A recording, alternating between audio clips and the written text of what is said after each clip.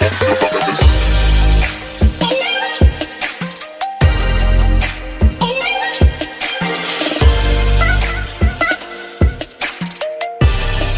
देखो स्टाफिंग में सबसे पहले मीनिंग डिस्कस करेंगे। स्टाफिंग के मीनिंग से अगर स्टार्ट करोगे तो आप यहाँ पे दो चीजों में कंफ्यूज होते हो कि बुक में एक मीनिंग दे रखा है, एक डेफिनेशन दे रखी है, और आप कंफ्यूज ये होते हो लिखना क्या है।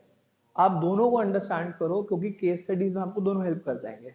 अगर मीनिंग बताना है तो स्टाफिंग में एक सिंपल फंक्शन बता सकते हो कि स्टाफिंग ये हेल्प करने में डिसाइड करता है कि आपके पास right person should be selected for the right job.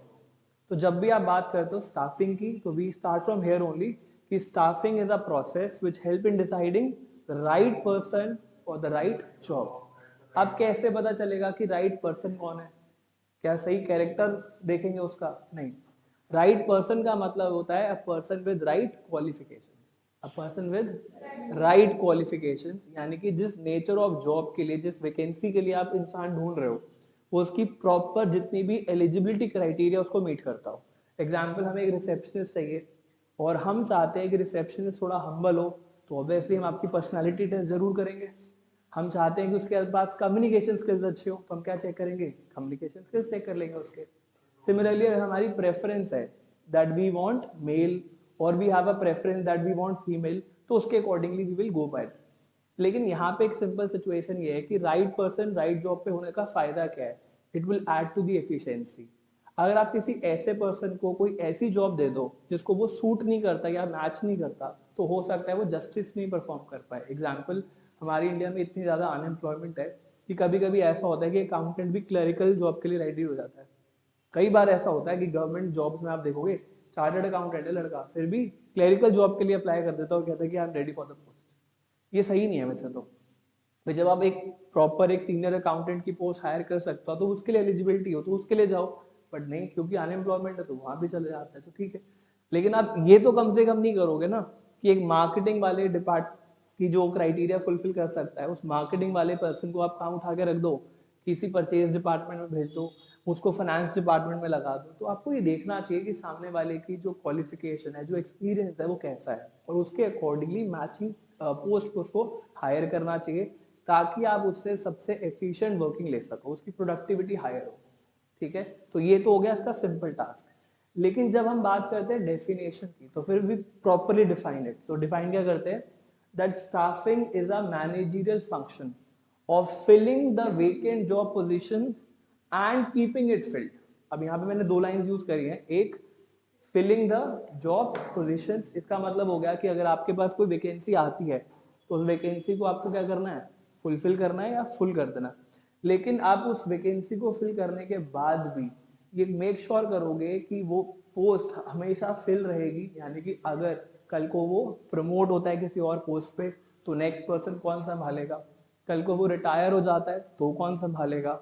अच्छा, कभी अगर मान लो निकालना पड़ जाता है तब उसकी जगह कौन लेगा? तो एक सक्सेशन प्लानिंग होती है। क्या होती है? Succession planning. पुराने जाएंगे, नए आएंगे। तो आपको मेक श्योर करना है कभी भी कोई जॉब वेकेंट ना रह जाए, क्योंकि अगर कोई पोस्ट वेकेंट रह जाती है तो फिर हमारी वर्किंग पे इफेक्ट होगा, हमारी स्मूथ वर्किंग इफेक्ट हो जाती है। ठीक है, तो तुम्हें एक ओवरऑल स्टाफिंग का नॉलेज मिल गई।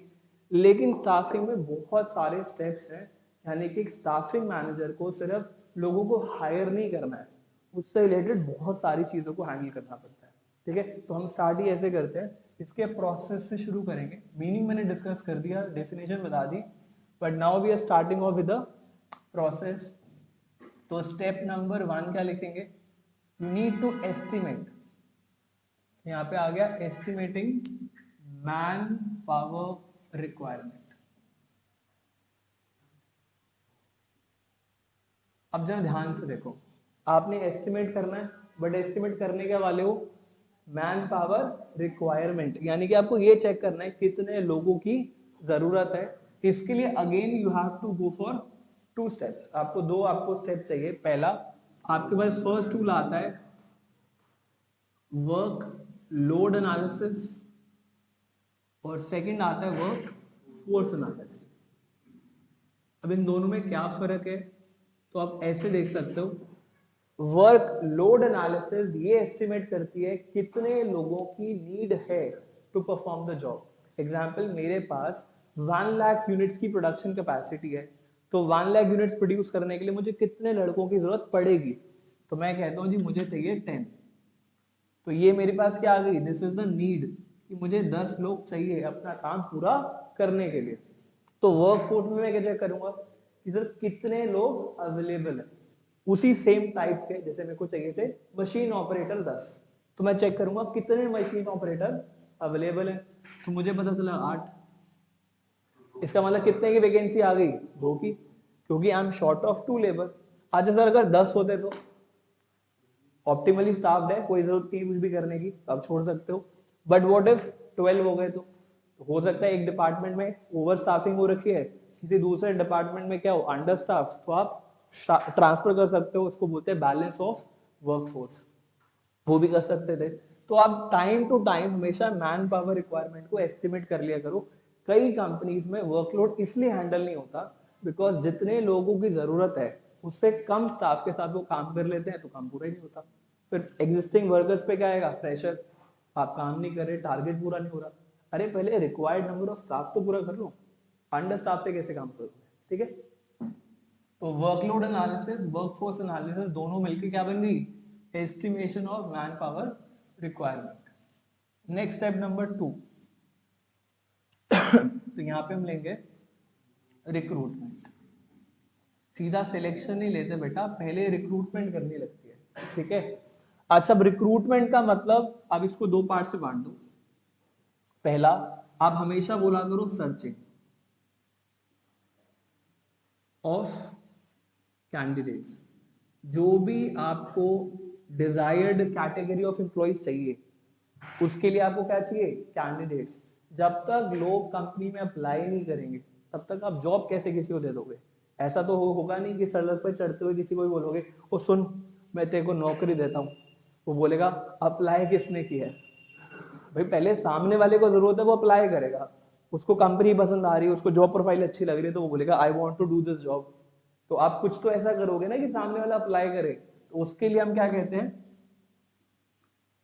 स्टिमुलेटिंग, और you can say persuade to apply for job. ये कैसे करते हैं हम? सर हम बहुत बढ़िया सी क्या सेट कर सकते हैं, एक आप कह सकते हो जैसे एडवर्टीजमेंट आती है, सिचुएशन वेकेंट की एडवर्टीजमेंट बनाते हो, तो आप उसमें लिखते हो ना कि जॉब प्रोफाइल क्या है, उसमें सैलरी अच्छी है, ये हाईलाइट करते हो। हमारे वर्किंग डेज कितने हैं, सैटरडे संडे हम ऑफ देते हैं, वीकली कितने दिन आप वर्क फ्रॉम होम कर सकते हो, साल में एक बार घूमने का पैकेज मिलता है, ये जो भी आपकी कंपनी एडवांटेज देती है अपने एम्प्लॉइज के लिए या वर्कर्स के लिए, आप क्या अच्छा कर रहे हो बताओ, तो वर्कर्स का मन करेगा हाँ मुझे इस कंपनी में जॉब करनी है, ये तो ड्रीम कंपनी लग रही है। जैसे कई कंपनी आजकल है जो वर्क फ्रॉम होम भी अलाउ कर देती हैं, तो तुम कहते हो घूमने चले जाते हैं, वहीं से बैठे बैठे काम भी कर लेंगे। तो अगर कंपनी का टारगेट पूरा हो रहा है तो कंपनी को कोई ऑब्जेक्शन ही नहीं है घर से करो या आके करो, कंपनी की उल्टा कॉस्ट बचती है आप घर से काम करोगे तो। ठीक है, तो कहने का मतलब है 2 चीजें आ गई, सर्चिंग ऑफ कैंडिडेट्स, कहां से सर्च कर सकते हो, एक्सटर्नल सोर्सेज से भी, इंटरनल सोर्सेज से, ये बाद में डिस्कस करेंगे। नेक्स्ट आता है स्टिमुलेटिंग द, या फिर persuading the employees to apply for job. आप लोगों को अप्लाई करने के लिए परसुएड करो, और जैसे ही वो अट्रैक्ट हो जाए और आपके पास आके बोलो मैं आपकी कंपनी में जॉब करना चाहता हूँ, सीवी लेके आ जाए, तो एप्लीकेशन ले लो। एप्लीकेशन लेने के बाद अब तुम दबाओ, क्योंकि पहले तुम प्यार प्यार से बात कर रहे थे, इकट्ठा कर रहे थे, उसको बोलते हैं creating a pool of candidates. क्या बोलते हैं? तो एक चीज याद रखना कि रिक्रूटमेंट के अंदर अगर कोई पूछे कि ये पॉजिटिव है या नेगेटिव है, तो क्या बोलोगे? It is a positive process, why? You create a pool of candidate, आप बहुत सारे लोगों का पूल क्रिएट कर रहे हो। बट यहाँ पे अब सेकंड थर्ड स्टेप पे क्या आ रहा है, अब आ गया सिलेक्शन। तो सिलेक्शन में ऐसा क्या डिफरेंट करते हैं, सिलेक्शन में हमारा टारगेट रहता है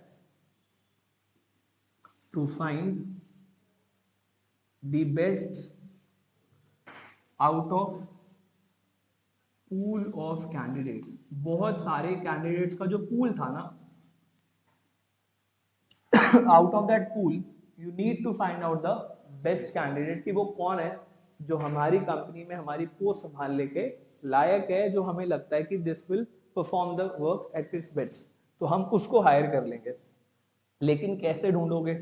उसके लिए आप उसका कोई टेस्ट भी ले सकते हो, आप उसके इंटरव्यू भी ले सकते हो। यूजुअली दो चीजें तो बताइए कि सिलेक्शन बिना टेस्ट और इंटरव्यू के नहीं होता, बट आगे जाके जब सिलेक्शन प्रोसेस पढ़ेंगे तो देखेंगे कि इसके अलावा भी बहुत सारी चीजें होती है जो चेक होती है, कि टेस्ट के भी बहुत सारे टाइप हैं, इंटरव्यू में बहुत कुछ कवर अप करता है, तो ये ध्यान से देखेंगे और उसके बाद हम इसको आगे लेके चलेंगे। हाउएवर सिलेक्शन को अगर रिक्रूटमेंट से कंपेयर करूं तो ये पॉजिटिव हुआ या ये नेगेटिव हुआ? This will become a negative process. Why? इसमें ऐसा क्या कर दिया, इसमें हम रिजेक्शंस करते हैं। जैसे यहाँ पे हम लोगों को एक्सेप्ट कर रहे थे, we are creating a pool, यहाँ पे क्या कर रहे हैं, पूल में से एक को लेके बाकियों को रिजेक्ट कर रहे हैं। सॉरी, आप भी इस लायक नहीं है, आप भी नहीं। अच्छा, रूड नहीं होते उस टाइम पे, बड़े प्यार से बोलते हैं कि विल कॉल यू, आपको कंपनी की तरफ से कॉल आ जाएगा, प्लीज वेट कीजिए। सबको यही बोल रहे होते हैं, और जो बहुत अच्छा कैंडिडेट को सिलेक्शन होता है उससे सीधा पूछता है सैलरी कितने लेगा, तो बात कर लेंगे। तो सिलेक्शन जिसका नहीं होने वाला उसको हमेशा ऐसे पूछते हैं, ओके आप वेट कीजिए, विल कॉल यू बैक। ये तो समझ जाओ कॉल आने वाला नहीं। ये बड़ा बढ़िया सा स्टेप है। क्यों? बिकॉज देखो पता तो चल गया कौन है, तो पहले हम चेक कर रहे थे कितनों की जरूरत है, हमने अलग अलग जगह ढूंढा, बुलाया सबको, थोड़े नखरे करे, छांटा सबसे बढ़िया कौन है, रख लिया। अब उसको बुलाओ और उसको चार्ज ऑफ द जॉब दे दो, तो उसको बोलते हैं प्लेसमेंट एंड ओरिएंटेशन। अब ये दो वर्ड्स हैं। प्लेसमेंट का मतलब होता है giving charge of the job. ये जो कीवर्ड्स में साथ के साथ लिख रहा हूं ना, ये इसके आगे, ये एक भी कीवर्ड मिस नहीं होना चाहिए।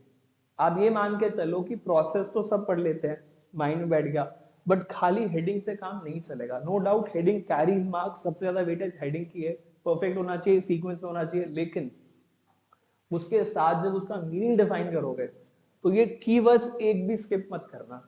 कई बार बच्चे बोलते हैं ना आंसर पता तो है, टेक्निकल आंसर लिखा नहीं जाता, वो लिखने में कुछ नहीं है, ये कीवर्ड्स को अगर मैच कर दोगे your answer will be sufficient, क्योंकि जो जो कीवर्ड चाहिए वो है उसमें।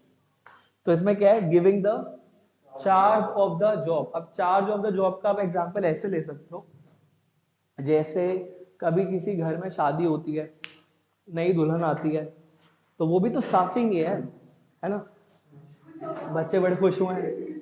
तो सपोज करो तुम्हारी जब शादी होगी तो घर वाले यही तो करेंगे ना, ये नहीं करना पड़ेगा क्योंकि एक ही चाहिए, है ना। लेकिन रिक्रूटमेंट का स्टेप तो चलेगा, कोई ना कोई कैंडिडेट सर्च करा जाएगा, अलग अलग जगह पे लोगों को परसुएट करेंगे जी आइए।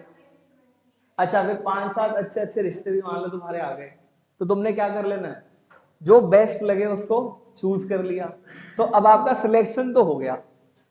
लेकिन जब शादी शुदी हो जाएगी, वो आएगी पहले दिन, तो आपकी मम्मी का भी तो एक फर्ज बनता है कि वो चाबी का गुच्छा उठा के लाएगी, और मम्मी ने चाबी का गुच्छा उठा के उसके हाथ में रखना है। मान लो यो, ले बहू आज से सारी जिम्मेदारी तेरी। ये क्या था, क्या ये यही नहीं था?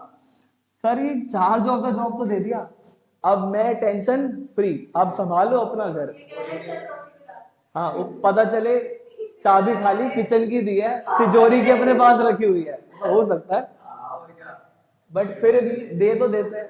तो वो क्या किया है, चार्ज ऑफ द जॉब। लेकिन उसमें एक ये स्टेप कौन सा रह गया, ये मुंह दिखाई, ये मुंह दिखाई है। यानी कि सबसे मिलवाते हैं ना, आओ जी मिलवाते हैं, ये हमारे बड़े चाचा जी, ये छोटे चाचा जी, ये देवरानी, ये रहा, कह रहा भाभी से भी मिलवा दो, तो सबसे मिल लेना बेटा कोई बात नहीं। तो क्या है ये है ओरिएंटेशन। तो ओरिएंटेशन का मतलब होता है इंट्रोड्यूस करेंगे आपको, बताएंगे, इंट्रोड्यूस भी करेंगे और फेमिलियराइज करवा देंगे आपके पीयर्स के साथ, पीयर्स का मतलब आपके कलीग्स कौन होंगे, इमीडिएट सुपीरियर कौन है, इमीडिएट सबॉर्डिनेट कौन है, उनसे मिलवा देंगे। इसी के साथ साथ कंपनी की जो पॉलिसीज हैं, कंपनी के जो रूल्स हैं वो समझा देंगे कि भाई आपको इतने बजे रिपोर्ट करना है, अगर इतने बजे से इतने बजे लेट आते हो तो आपका रेड मार्क लग जाएगा, 2 दिन 3 दिन रेड मार्क लगा तो आधे दिन की सैलरी कट जाएगी, छुट्टी चाहिए तो मेल इसको भेजना है, ये थोड़ी बहुत बातें बता दी जाती हैं। तो ये सब क्या था, ओरिएंटेशन। तो सिर्फ एक जनरल लेवल पे आपको कंपनी का ओवरव्यू दे दिया ताकि काम करने में दिक्कत ना आए। ठीक है, सुबह सुबह सबसे पहले उठ के मेरे साथ बोलेगी मेरे लिए चाय आनी चाहिए, फिर तुम जो मर्जी करो। तो कहने का मतलब ये ऐसे ही चलेगा। एक बच्चा टेंशन में आ गया है, वो तो चाय बनाने वाली नहीं है मेरी मम्मी मेरे से बनवाएगी, ऐसा तो नहीं है पक्का? कह रहा नहीं, अपनी बात बता, तेरे को आती है फिर ठीक है, सेफ्टी पर्पस के लिए तो भी सीख ले। चलो, तो स्टेप 5 क्लियर करते हैं। तो ये सब कुछ कर दिया, चाय बना भी दी, है ना, पीने के बाद पहले दिन शायद ही पसंद आती है और क्या बोलते हैं, ठीक है उतनी अच्छी नहीं बनी। तो फिर वो क्या बोलेगी, कल से मेरे साथ खड़े होना, मैं बताती हूँ कैसे बनती है। तो उसको क्या दी जाएगी साथ के साथ, ट्रेनिंग एंड डेवलपमेंट। देख रहे हो ना कॉन्सेप्ट कितना लाइफ से रिलेटेबल है। देखो ये ऑब्जर्वेशन होती है लाइफ की, ये ऑब्जर्वेशन बड़ी काम आने वाली है, वक्त रहते सब सीख लो, है ना। तो कहने का मतलब है ये ट्रेनिंग क्या बोला है, तो ट्रेनिंग का मतलब ये होता है कि सामने वाला काम चलो कर लेता है, तभी तो उसको हायर किया है, लेकिन फिर भी हम चाहते हैं कि वो हमारी कंपनी में जब काम करेगा तो उसके जो स्किल्स हैं, जो उसकी परफॉर्मेंस है, वो जितनी मर्जी अच्छी हो, बट हो सकता है हमारी कंपनी के मेथड्स अलग हो सकता है हमारे कंपनी के काम करने के तौर तरीके थोड़ा सा डिफरेंट हो, तो उसको हम अपने हिसाब से समझाएंगे, सिखाएंगे और अपने साथ अप टू डेट कर देंगे ताकि वो हमारी गिवन जॉब को बेटर परफॉर्म कर सके। तो ट्रेनिंग तो ये हो गई। अब आप बोलो सर डेवलपमेंट क्या चीज है, डेवलपमेंट में भी नॉलेज ही पास ऑन करते हैं, पर दोनों में फर्क क्या हुआ, ट्रेनिंग में यू प्रोवाइड स्पेसिफिक स्किल्स, क्या प्रोवाइड करते हो, and what about development, overall knowledge. ये दो डिफरेंस है। ट्रेनिंग में उतना ही काम सिखाते हैं जो आप पर्टिकुलर जॉब को एक अच्छे तरीके से परफॉर्म कर सको, लेकिन जब हम बात करते हैं डेवलपमेंट की तो उसमें ओवरऑल नॉलेज है जिससे आप करियर भी ग्रो कर सकते हो अपना। मैं एक छोटा सा एग्जांपल अकाउंटेंट का पकड़ लेता हूँ। एक अकाउंटेंट कंपनी में ज्वाइन करता है, वो कहता है मुझे टेली ऑपरेट करना नहीं आता। यार आजकल तो सारी ई अकाउंटिंग चलती है। तो बोला कोई बात नहीं, तेरे अकाउंट के फंडामेंटल्स ठीक है, अकाउंटिंग बैकग्राउंड से सब कुछ आता है, कोई बात नहीं, हम आपको 1 महीने की ट्रेनिंग प्रोवाइड कर देते हैं, टैली सीख लो। तो ये उसकी क्या हो गई, ट्रेनिंग, ताकि कंपनी में काम अच्छे से कर ले। बीच बीच में 6 मंथ्स में एक बार या 1 ईयर में एक बार हम उसको किसी ना किसी टैक्स के सेमिनार में भेज देते हैं। कई ऐसे सेमिनार होते हैं, वर्कशॉप्स होती है जहाँ आप सीख सकते हो। तो कभी आपको जीएसटी के सेमिनार में भेज दिया, कभी इनकम टैक्स के सेमिनार में भेज दिया। तो वो चीजें आपकी ट्रेनिंग से रिलेटेड नहीं है, वो आपको क्या मिल रही है, एडिशनल नॉलेज मिल रही है, जिससे आप एक बेटर एम्प्लॉय तो बनोगे बट आपका करियर भी ग्रो होगा। तो आपकी ओवरऑल इनहांसमेंट भी इसी से मिलती है। ठीक है, तो ट्रेनिंग भी आ गई बेटा जी, और ट्रेनिंग के साथ साथ क्या आ गया, डेवलपमेंट। मैं यहाँ पे बस इतना लिख दे रहा हूँ, ट्रेनिंग में skills required to perform particular job. एक पर्टिकुलर जॉब को कंपनी के जितने भी पैरामीटर्स है उसके अकॉर्डिंगली, स्टैंडर्ड्स के अकॉर्डिंगली परफॉर्म करना। डेवलपमेंट का मतलब हो गया टू प्रोवाइड ओवरऑल नॉलेज। तो this will help in job performance, this will help in career enhancement. ठीक है, ये इसका साथ है और ये कॉन्टिन्यूअसली चलता है। बच्चे कहते हैं सर प्लेसमेंट से पहले ट्रेनिंग दे देते हैं। It's not one time activity, sir continuous ongoing process है, बार बार कुछ ना कुछ सिखाते रहते हैं।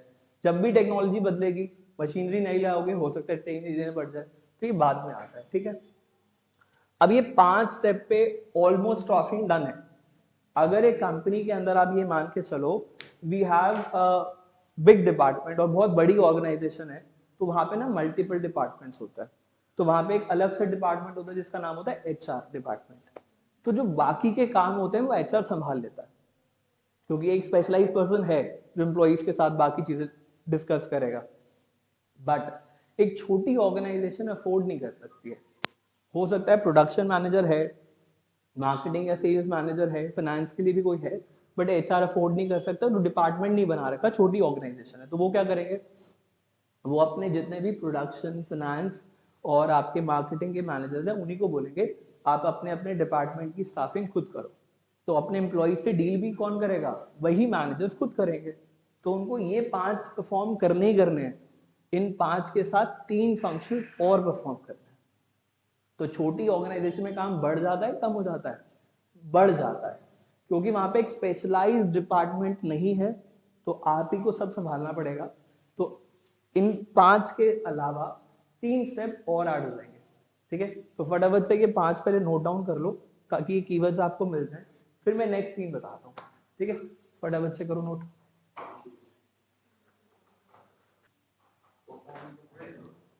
चलो अब एक काम करते हैं, नेक्स्ट पकड़ते हैं। तो हमारे 5 स्टेप्स डन थे, स्टेप नंबर 6। तो अब आपको ट्रेनिंग डेवलपमेंट आप दे चुके, आप वर्कर्स को बोलते हो ठीक है भी आपको काम सिखा दे, आप काम करो, बट आपको ना थोड़े थोड़े टाइम के बाद ये चेक करना पड़ेगा कि वो परफॉर्मेंस सही कर रहा है या नहीं कर रहा है, यानी कि we have to give them feedback. तो इसके लिए हमारा स्टेप बनता है परफॉर्मेंस अप्रेजल। कॉर्पोरेट वर्ल्ड में यही एक चीज है जिसका एम्प्लॉइज बेसब्री से इंतजार करते हैं, बिकॉज हर साल जब अप्रेजल का टाइम आता है तो उनकी परफॉर्मेंस को देखा जाता है और उनको रैंकिंग मिलती है, पॉइंट्स मिलते हैं, और इसी के बेसिस पे डिसाइड होगा कि आपको इस बार कितनी इंक्रीमेंट मिलने वाला है, तो आपकी सैलरी में कितना हाइक होगा, आपको कोई बोनस मिलने वाला है या नहीं मिलने वाला, कईयों को प्रमोशन मिलता है, वो सब किसके बेसिस पे मिलता है, ये इवैल्यूएशन है। तो परफॉर्मेंस अप्रेजल का मतलब क्या हो गया कि आपने फीडबैक देना है on the basis of present and past performance.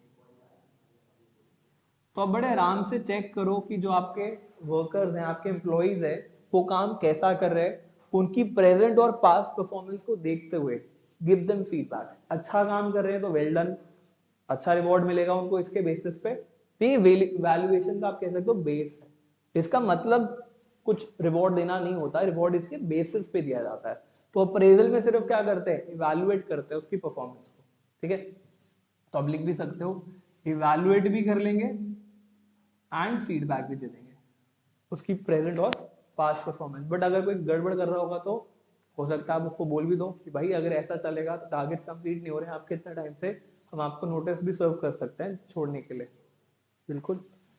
Step number 7। अच्छा, एक एम्प्लॉय एक जॉब नहीं चाहता, वो चाहता है करियर। अब जॉब और करियर में क्या फर्क होता है, आप एक जमाने में एक पोस्ट पे अपॉइंट हुए थे, जिंदगी भर उसी पोस्ट पे टिके रहना चाहते हो, you want to rise, want to grow, you want to rise। सिर्फ सैलरी बढ़ना is not the purpose. Reason क्या है कि सैलरी तो बढ़ जाती है, लेकिन जब पोस्ट बढ़ती है तो आपको अथॉरिटी मिलती है, you are seeking promotion and career advancement. तो जो नेक्स्ट है वो यही है, प्रमोशन एंड करियर प्लानिंग।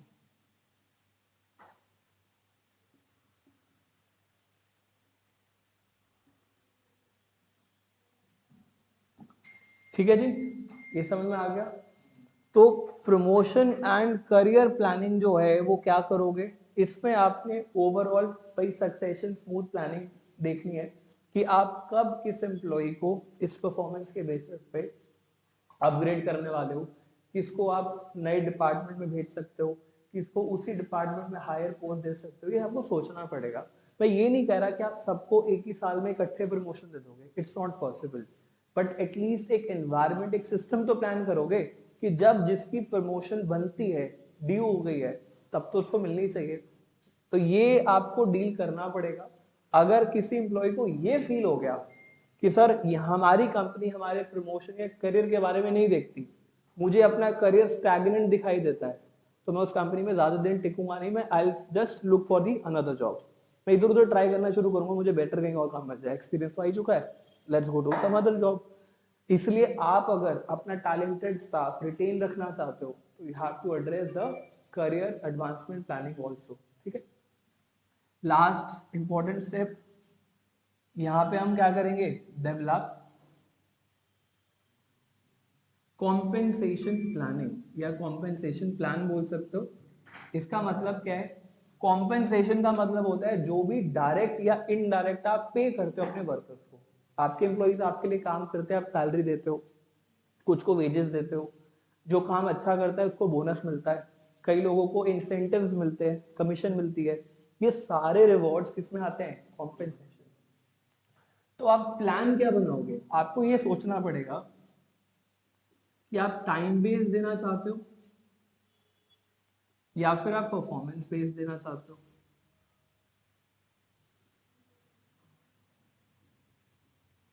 अगर आप बात करते हो टाइम बेस्ड की, तो जो फिक्स सैलरी आप पे करते हो कौन सा होता है, टाइम बेस्ड। परफॉर्मेंस बेस्ड का मतलब आपकी जो भी क्वांटिटी या क्वालिटी ऑफ वर्क होगा उसको देखते हुए। एग्जाम्पल, मैं अपने वर्कर्स को बोलता हूँ जितना भी सेल स्टाफ है उसको सेल टारगेट देती है, सेल टारगेट कंप्लीट होने पे 10% कमीशन। अब 10 लाख की सेल करेगा, 10% कमीशन 1 लाख, 20 लाख की सेल करेगा कमीशन 2 लाख, होगी ना परफॉर्मेंस के बेसिस पे। अब कई कंपनीज क्या करती हैं, कॉम्बिनेशन ऑफ बोथ भी दे रही हैं आजकल कंपनीज। जितनी भी आपकी मल्टीनेशनल कंपनीज हैं ये फ्लेक्सिबल रिवॉर्ड सिस्टम बनाते हैं। कैसे बनाते हैं, फ्लेक्सिबल रिवॉर्ड सिस्टम। एक फिक्स सैलरी टाइप कर देते हैं आपके साथ जिसमें आप सेटिस्फाइड, प्लस उसके साथ आपको रिवॉर्ड बेस भी दे देते हैं, परफॉर्मेंस भी। तब क्या होगा, आपकी परफॉर्मेंस अच्छी रहेगी, तो वर्कर को मोटिवेट करने के लिए परफॉर्मेंस भी दे दिए और उसको जॉब सिक्योरिटी के लिए क्या दे दी, टाइम बेस भी दे दी। तो आपको एक दोनों का कॉम्बिनेशन देते हैं, this motivate the worker to perform better. और जितनी अच्छी परफॉर्मेंस करेगा परफॉर्मेंस बेस मिल जाएगा। तो कभी ये नहीं होगा ना वर्कर लेजी ना हो जाए, क्योंकि अगर किसी की फिक्स सैलरी बहुत हाई होगी, परफॉर्मेंस का कोई लेन देना नहीं है, तो हो सकता है वो काम अच्छे से ना करे बट उसको पता है कि मैंने अच्छा काम किया तो मुझे क्या मिलने वाला है, परफॉर्मेंस बेस्ड, तो वो काम अच्छा करेगा। ठीक है, तो फिर वो रहेगा, फिर इंसेंटिव नहीं मिलेंगे, तो इंसेंटिव चाहिए तो परफॉर्मेंस। ठीक है ना, तो इसलिए बोलते हैं कि कॉम्बिनेशन आजकल कंपनीज देती है, तो जो न्यू कंपनीज है वो समझदार है। तो ये सारा स्टेप हो गया कंप्लीट। अब जल्दी से देखते हैं कितने स्टेप्स हो गए, टोटल कितने हो गए, 8। ठीक है, 8 स्टेप कर लिया हमने। फर्स्ट से शुरू करते हैं। तो what is the first step, first step क्या था, estimating the man power requirement. What was the second step, recruitment. Recruitment में क्या करा, सर्च। थर्ड स्टेप सिलेक्शन, क्या करा था, टेस्ट इंटरव्यू, जो अच्छा कैंडिडेट था उसको बुला लिया, तो हमने सिलेक्शन भी कर लिया। आफ्टर दैट, बिल्कुल ठीक है सर, जो सबसे बढ़िया लगा था उसको बुला के चार्ज ऑफ द जॉब दे दिया, यानी कि प्लेसमेंट कर दिया, सबसे मिलवा दिया, ओरिएंटेशन कंपनी के रूल्स बता दिए। तो हमारे 4 स्टेप्स हो गए। फिफ्थ में हमने उसको ट्रेनिंग और डेवलपमेंट। तो पहला जब केबीसी के पढ़ाव होते तो पहला पढ़ाव तो हमारा यही है कि ये 5 स्टेप सीक्वेंस में याद करो। First, estimating manpower requirement, second recruitment, third selection, fourth placement and orientation, fifth training and development। अब ये जो 3 नए और कौन से आ गए, एक्सटेंड हो गए। एक, परफॉर्मेंस को चेक करना, अप्रेजल। सेकंड, प्रमोशन और career planning, long term growth को सोचना। और थर्ड, डेवलपिंग कॉम्पेंसेशन प्लान्स। सारे हो गए। अब इसका बना लो बहुत प्यारा सा कोड, ये हमारा बन गया।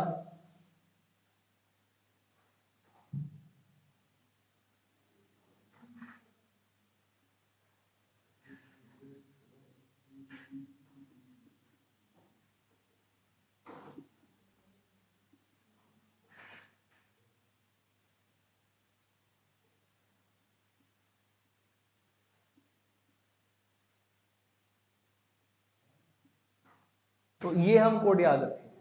ठीक है, अब इसमें क्या क्या याद है, पहला है हमारे पास ई, ई से क्या मिला? Estimating man power requirement. R से क्या है? रिक्रूटमेंट। रिक्वेस्ट से क्या बन गया? रिक्रूटमेंट। एस से क्या बन गया? सिलेक्शन। प्लीज। पी से क्या मिल गया? Placement and orientation. ट्रेन अपने आप में ट्रेनिंग एंड डेवलपमेंट, तो ट्रेन पूरा ले लिया मैंने, ट्रेनिंग एंड डेवलपमेंट। फिर पी से परफॉर्मेंस अप्रेजल, और फिर पी से प्रमोशन, करियर प्लानिंग, और लास्ट में डी से डेवलपिंग कॉम्पेंसेशन प्लान। तो कोई बात नहीं, हम एक एक करके इसको याद कर लेंगे एंड सॉर्टेड। तो जरा 2 बार ये कोड बोल लो, जल्दी बोलो।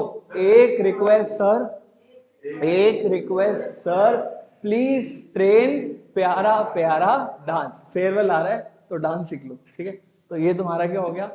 बढ़िया सा कोड। इसी के साथ सारे प्रिंसिपल्स, हमारे स्टेप जो थे वो कंप्लीट। चलो करो, इसको नोट करो फटाफट से, फिर आगे चलते हैं।